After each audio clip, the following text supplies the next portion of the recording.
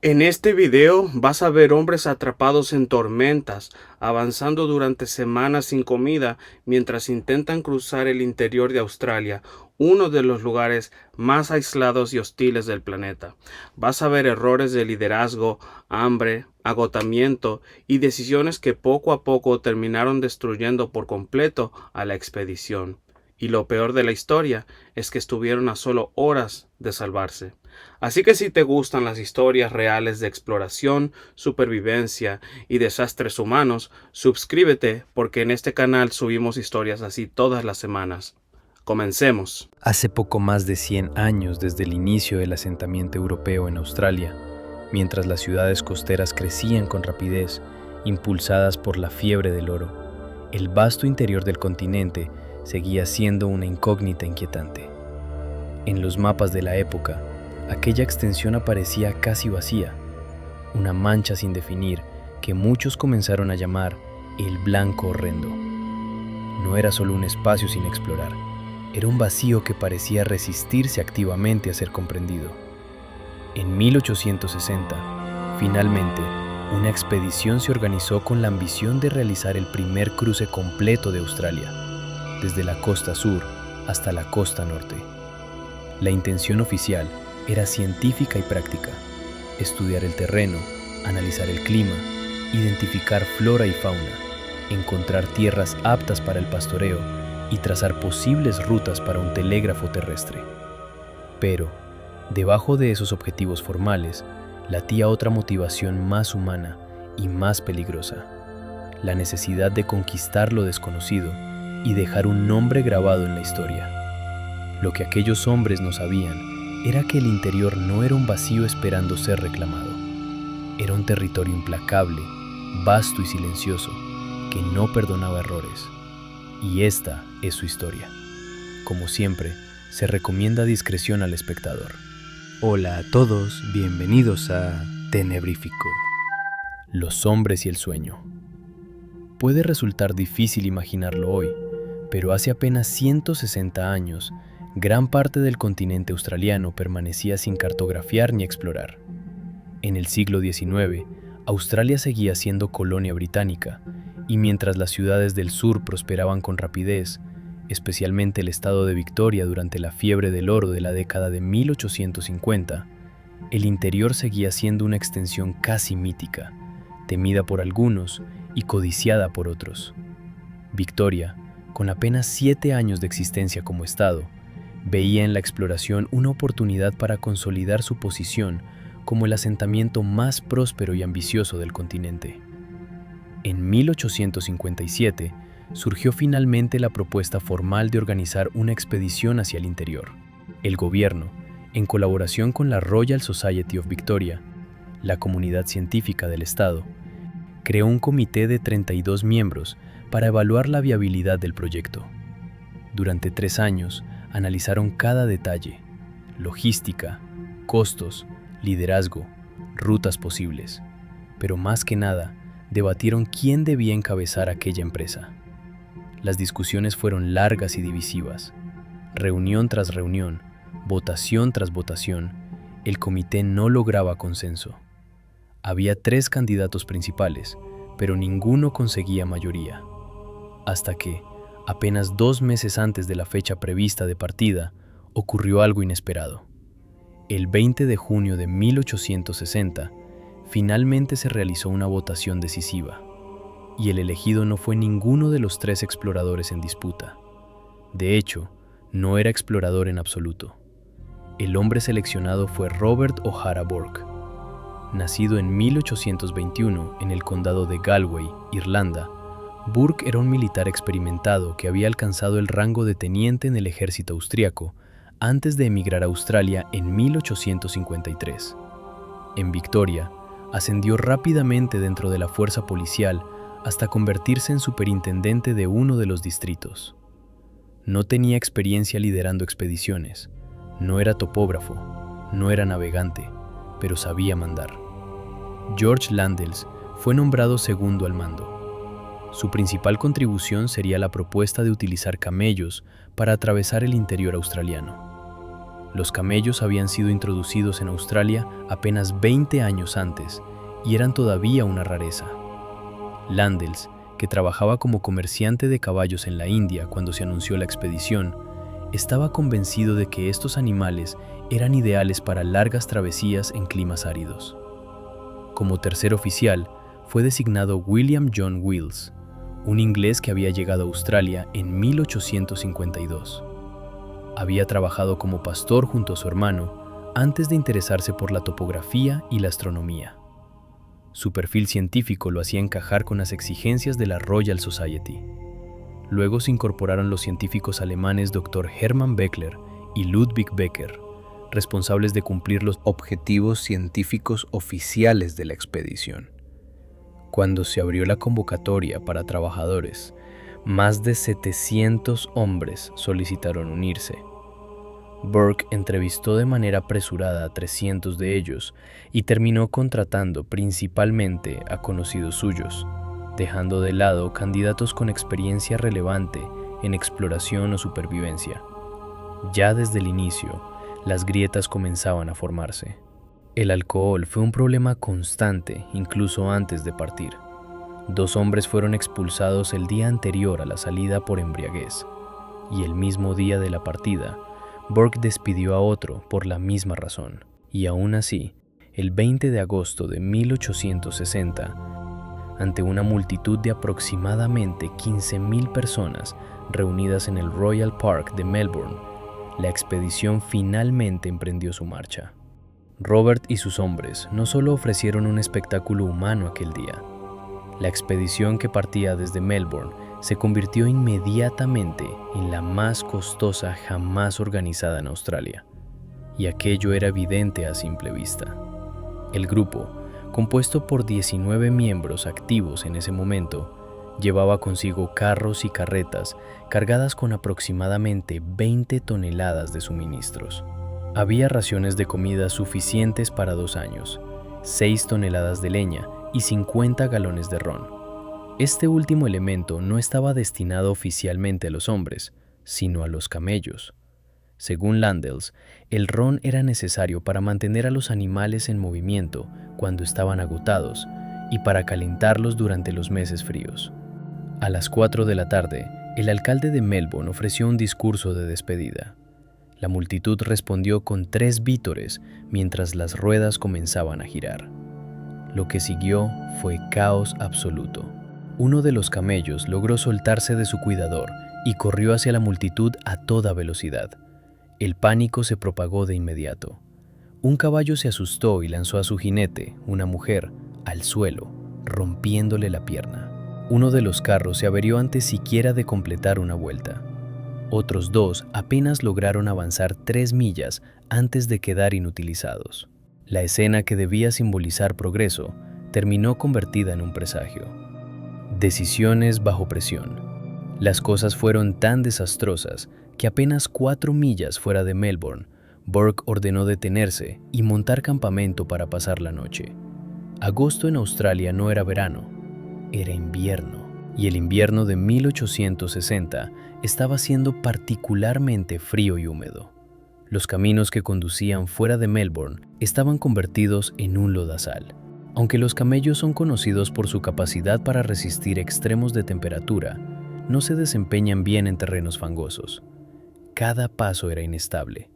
Los animales resbalaban. Las ruedas de los carros se hundían constantemente. El progreso era lento y frustrante. A la mañana del segundo día, Burke tomó una decisión que marcaría el tono de toda la expedición. Ordenó dejar atrás los carros. Instruyó a los conductores a que hicieran todo lo posible por alcanzarlos más adelante, lo más rápido que pudieran. No se reunirían hasta 20 días después. Para el 11 de septiembre, ni siquiera un mes después de haber partido, la expedición estaba tan retrasada que Burke decidió reducir el número de hombres. Ordenó a algunos quedarse atrás con la promesa de que enviaría a alguien por ellos más tarde. No tenía intención de hacerlo. Era una maniobra para aligerar la carga. A los científicos se les informó que debían asumir las tareas que esos hombres realizaban, además de sus responsabilidades científicas. Solo si quedaba tiempo libre podrían cumplir con los encargos de la Royal Society. En la práctica, esto significaba abandonar el propósito científico de la expedición. Además, Burke ordenó que los científicos dejaran de montar a caballo o viajar en los carros restantes. Debían caminar. Las tensiones entre Burke y Landells, ya presentes desde el inicio, se intensificaron.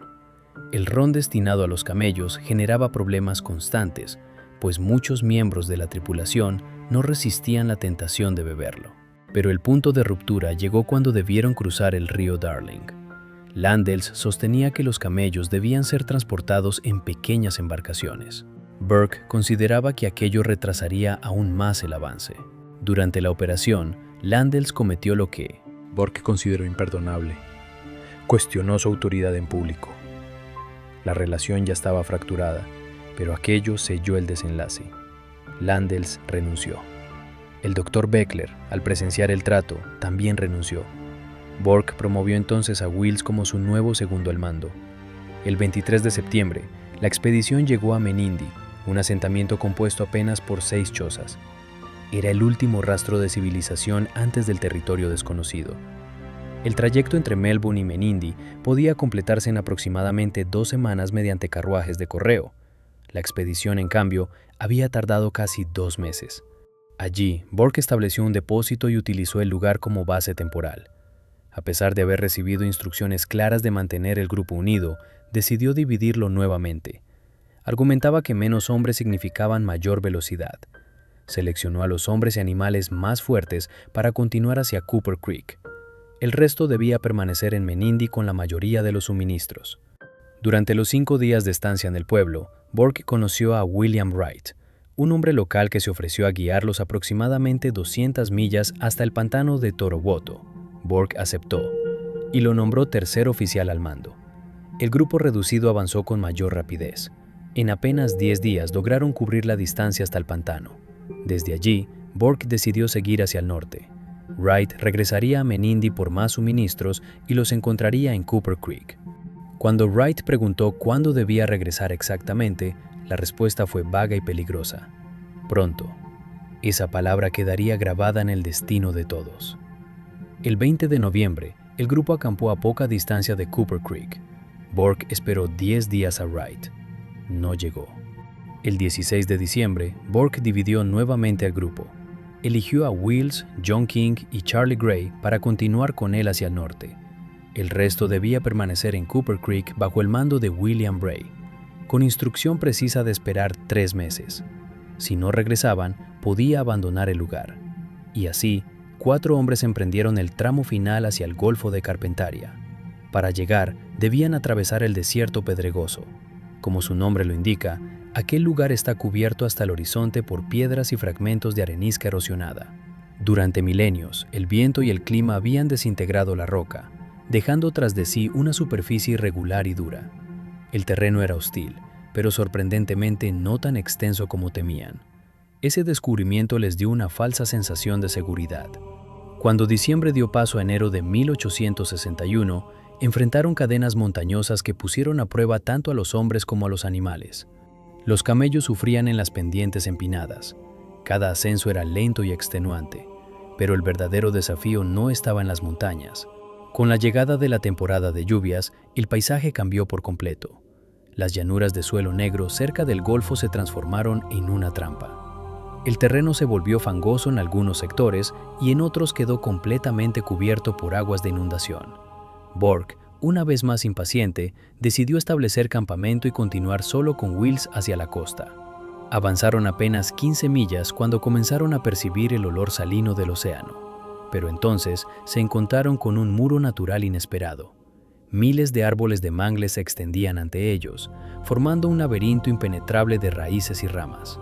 Para avanzar, debían internarse en aguas poco profundas y atravesar un entramado imposible de sortear. Y bajo aquellas aguas turbias habitaban cocodrilos, abundantes en el norte de Australia. El océano estaba allí, al otro lado de aquel caos vegetal, pero no podían verlo, no podían alcanzarlo. Después de todo el viaje, después de meses de esfuerzo, se vieron obligados a regresar sin haber contemplado la costa. Y, sin saberlo, aquello sería el menor de sus problemas. Hambre, muerte y la espera que nunca llegó. El regreso fue un infierno. Las lluvias constantes convertían el terreno en un lodazal. Algunas jornadas apenas recorrían 1 milla, otras no avanzaban nada. Cuando finalmente alcanzaron las montañas, la lluvia cayó en torrentes durante días enteros, obligándolos a refugiarse dentro de una pequeña cueva. El hambre comenzó a instalarse no como una sensación pasajera, sino como una presencia constante. Charlie Gray mató una serpiente de más de 8 pies. La devoraron con desesperación, pero fue solo un alivio momentáneo. Burke contrajo disentería, el cuerpo debilitado, la comida escasa. Luego descubrieron a Gray robando harina. La disciplina se impuso por encima de la compasión. Mataron 3 camellos para alimentarse. Luego, el caballo favorito de Burke. El 16 de abril de 1861, Charlie Gray fue encontrado muerto dentro de su saco de dormir. Malnutrición extrema. Mientras tanto, en Cooper Creek, Bra había esperado más de los 3 meses indicados. El 21 de abril decidió que no podía esperar más. Enterró raciones de comida bajo un árbol y grabó en la corteza: DIG 3 pies NWAPR, 21 de abril de 1861, y partió hacia el sur. 9 horas más tarde, Burke, Wills y King llegaron a Cooper Creek. El campamento estaba vacío. Encontraron el depósito de comida. Una segunda oportunidad, pero también una señal devastadora. La fecha marcada en el árbol era el mismo día. La diferencia había sido de apenas 9 horas. En lugar de seguir las huellas de Bra, Burke tomó una decisión fatal: dirigirse al suroeste, hacia un lugar llamado Mount Hopeless. Antes de irse, enterró una carta bajo el mismo árbol, lo que más tarde sería conocido como The Dig Tree, explicando su dirección. Pero fue tan cuidadoso que el terreno quedó intacto. Una semana después, Bra regresó a Cooper Creek con refuerzos. Inspeccionó el árbol. Todo parecía igual. Asumió que nadie había vuelto. No excavaron. Abandonaron definitivamente el campamento. Los últimos días. Burke, Wills y King apenas avanzaban. La malnutrición había erosionado su fuerza. Wills, en condiciones críticas, rogó que lo dejaran atrás. Fue abandonado con una pequeña cantidad de provisiones. Murió solo, poco después. Días más tarde, Burke también sucumbió. King quedó solo en el interior australiano. Contra toda probabilidad, logró llegar hasta los aborígenes Yandruwanda, quienes lo acogieron y lo ayudaron a sobrevivir. Un año después de la partida, una expedición de rescate lo encontró con vida. La noticia conmocionó a Melbourne. La comisión de investigación fue severa. Burke fue criticado por dividir repetidamente al grupo, por no llevar un diario detallado, por no dejar instrucciones claras. La palabra pronto se convirtió en símbolo de negligencia. Si las órdenes hubieran sido más claras, los suministros habrían estado allí cuando los necesitaban. La expedición que había partido entre vítores terminó convertida en advertencia. No fue únicamente el hambre lo que acabó con ellos. No fue solo la lluvia. No fue solamente la distancia. Fueron decisiones tomadas bajo presión, órdenes ambiguas, divisiones innecesarias y la confianza excesiva en que el tiempo siempre alcanzaría. En el interior de Australia, el margen de error era inexistente y el precio de cada error era definitivo. Si llegaste hasta aquí, gracias por acompañarme en esta historia. Déjame saber en los comentarios qué decisión crees que selló realmente el destino de la expedición. Suscríbete, deja tu like y comparte el video con alguien que disfrute este tipo de contenido. Gracias por ver Tenebrífico. Gracias de corazón a todos los que están del otro lado. Nos vemos en el siguiente episodio.